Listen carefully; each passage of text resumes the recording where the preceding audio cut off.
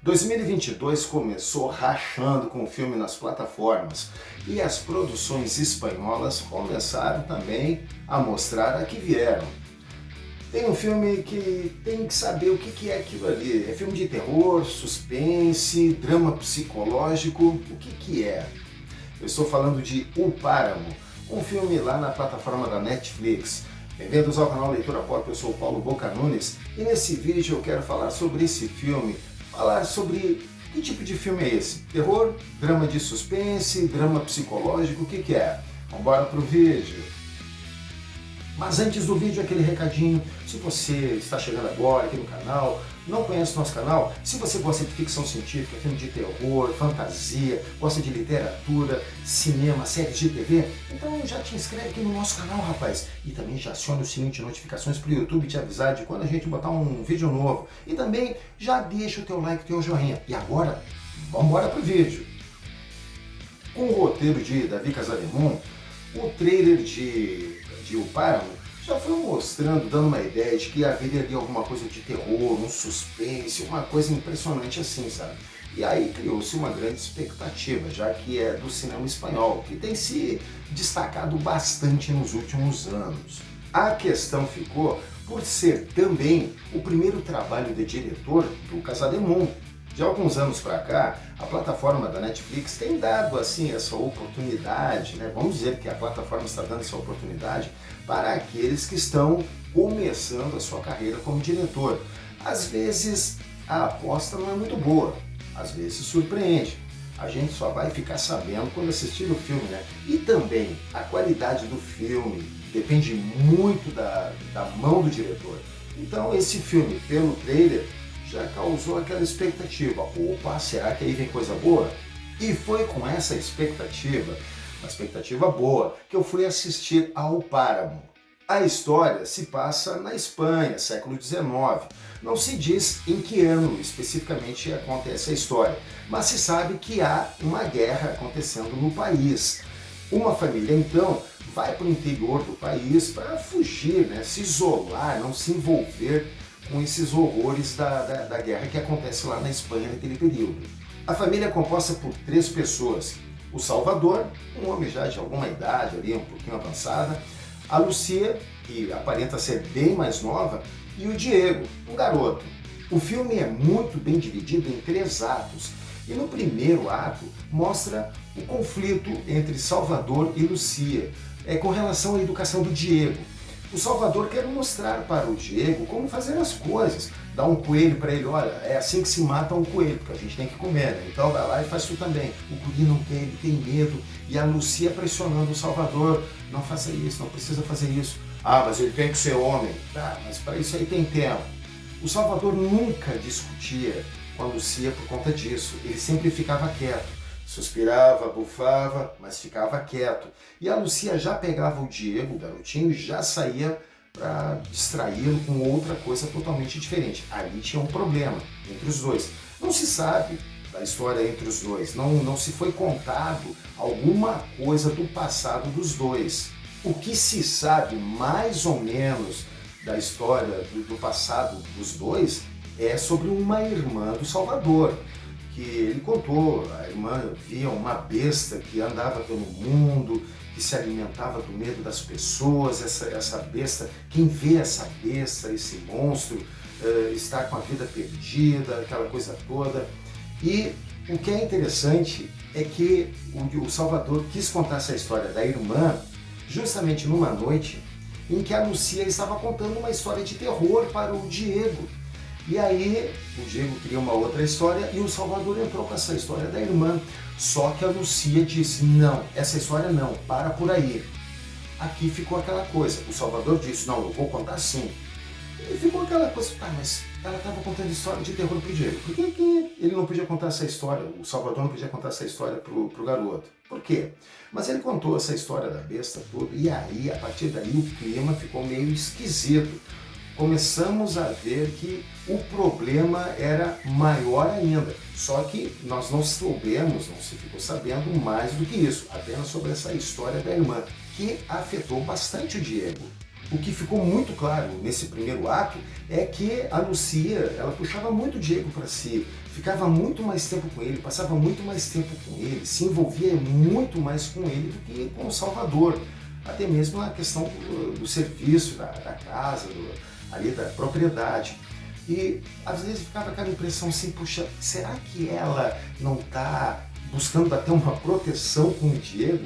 Parecia mais isso, né? Mais do que dar uma educação lúdica. Não sei se pode se falar nisso naquele tempo, mas é que estava dando a impressão. Parecia que ela estava querendo mais, era uma proteção do próprio filho. A virada do primeiro para o segundo ato, ela começa quando, certo dia, surge ali um barco ali no rio, perto da casa deles. Surge um barco e ali dentro tem um homem muito ferido, mas ele acaba morrendo. O Salvador vê pela bolsa de couro daquele cara, daquele homem, que tem algumas fotos, o nome de família. Então ele decide pegar aquele morto, enrolou num pano e decidiu levar o corpo de volta para a família dele. Ali veio a grande reviravolta e uma coisa muito esquisita. Por que ele foi tão friamente embora? Ele decidiu levar aquele homem para a família dele. Aquilo ali foi muito esquisito. Há uma coerência pela frieza dele. E ainda mais quando a gente começa a ficar imaginando por que ele tanto olhava para aquele horizonte, às vezes ficava ele parado olhando, a gente via ele parado e observando, parecia que estava querendo atravessar aquele horizonte ou até mesmo além, e aí de repente ele sai daquela propriedade e deixa a mulher e o filho, sabendo que tinha uma guerra pelo país. Sem dar muitos spoilers, né, sobre o filme, porque tem gente que ainda não assistiu. Então tem uma coisa meio metafórica, talvez seja isso mesmo, há umas metáforas aí. A Lucia, lá no final do primeiro ato, ela pediu para o Salvador: nós vamos esperar você voltar. E durante o segundo e terceiro ato, os dois, a Lucia e o Diego, ficaram esperando o Salvador. Ficou essa coisa meio metáfora, o Salvador. Mas também é estranho porque ele era muito frio com aquela família. Ele era um tanto bruto com o Diego, mas nunca foi agressor. E ele era muito frio com a Lucia, e ela também com ele. E à medida que o filme foi andando ali no segundo ato, se mostrou, vamos dizer assim, a Lucia ficando afetada psicologicamente. E ali ficou aquela coisa, Lucia, de luz, de lúcida. Ficou também uma metáfora por isso aí. Passou de um extremo para um outro extremo, lá até o final do filme. O segundo ato se destacou por ser o ato em que Lúcia perde a sua lucidez, deixa de ser lúcida. E o terceiro ato já mostra o Diego sendo aquele garoto que estava, vamos dizer assim, crescendo, amadurecendo até antes do tempo. No segundo e terceiro ato, para mostrar essa mudança nesses dois personagens, tem a presença da criatura, daquela criatura maligna, feia, besta, aquela coisa toda, que anda pelo mundo, se alimenta do medo das pessoas. E ali naquela casa havia muito medo. E aí começamos a perceber uma coisa: será que a Lúcia não sabe mais do que ela mostrou até aquele momento? Porque ela era incrédula com a história do Salvador, da irmã dele, aquela coisa toda. Mas ali foi mudando, ela foi vendo e ela dizendo que a besta estava se aproximando. E aí a gente fica naquela, mas será que essa besta, realmente ela existe? Claro, a gente está falando aqui de uma ficção. Será que essa besta maligna realmente existe, ou será que isso ali já foi sendo uma construção dentro do psicológico das pessoas, principalmente da Lúcia? O fato é que, se essa besta é da parte do psicológico, ela realmente existe, o que é certo é que aquele conflito todo no segundo e terceiro ato, ele foi crescendo, aquela tensão foi subindo, até chegar no ponto lá no terceiro ato que tinha que haver um enfrentamento dos dois com essa criatura. Só que o enfrentamento tinha que ser físico ou pelo psicológico. A gente vai observando algumas coisas com isso, sendo que fica bem claro, gravada aquela fala do Salvador lá no primeiro ato para o Diego: quem vê a besta está perdido para sempre. Reforçando alguma ideia sobre psicológico, o Diego foi se impressionando com aquela história da irmã do pai dele. Só que a Lucia dizia para o Diego que a irmã do Salvador havia ficado louca, estava ficando louca, ela perdeu o juízo, e aí ela disse A irmã dizia que estava vendo uma besta, uma criatura maligna.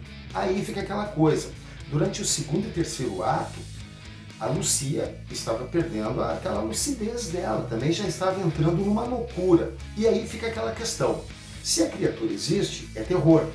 Agora, se uma pessoa ela foi ficando louca e aí passou a ter visões, e aí uma outra também passou a ter alguns problemas psicológicos e começou a ver a besta, enxergar a besta, a dar tiro naquela besta, então a coisa já é psicológico.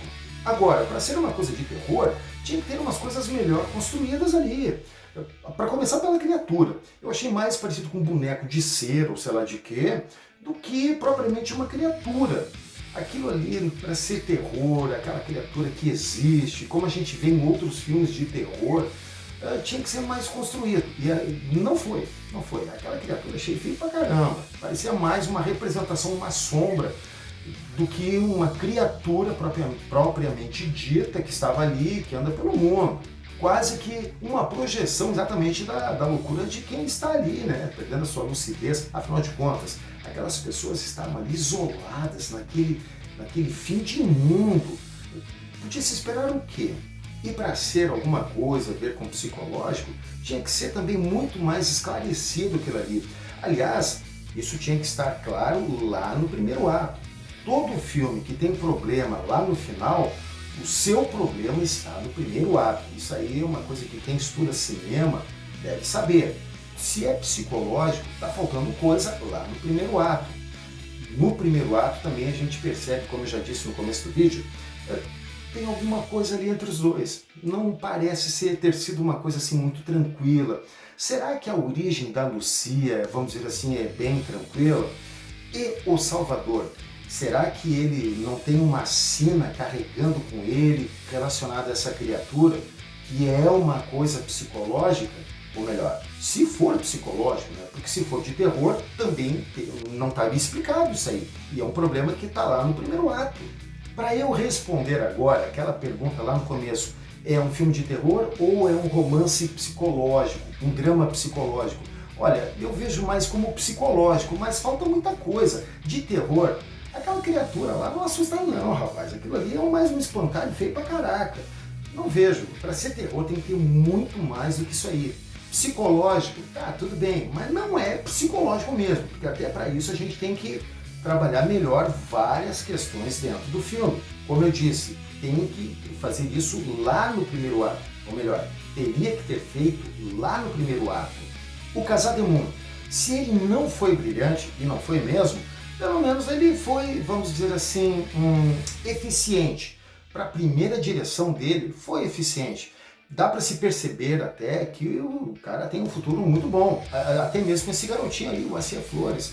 O guri é muito bom. Então os dois ali têm um baita de um futuro. Se os outros dois ali, os outros dois atores já estão consolidados, ali o diretor e aquele garoto ali tem um futuro brilhante. Portanto, o filme é bom, não é péssimo nem ruim. Tem muita gente aí que desce o cacete, rapaz, só para dizer que tá descendo o cacete no filme.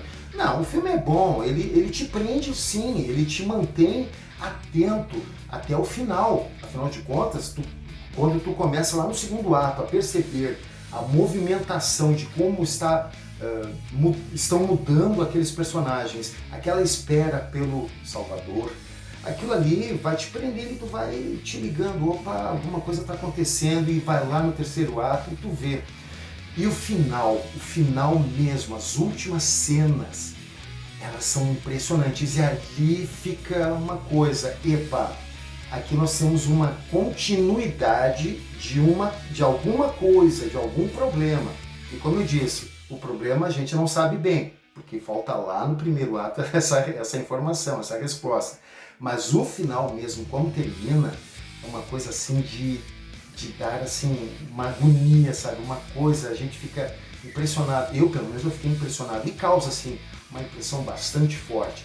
E você aí, assistiu também esse filme O Páramo? O que você achou desse filme? Deixa aqui teu comentário, gostou, não gostou? O que tu não gostou?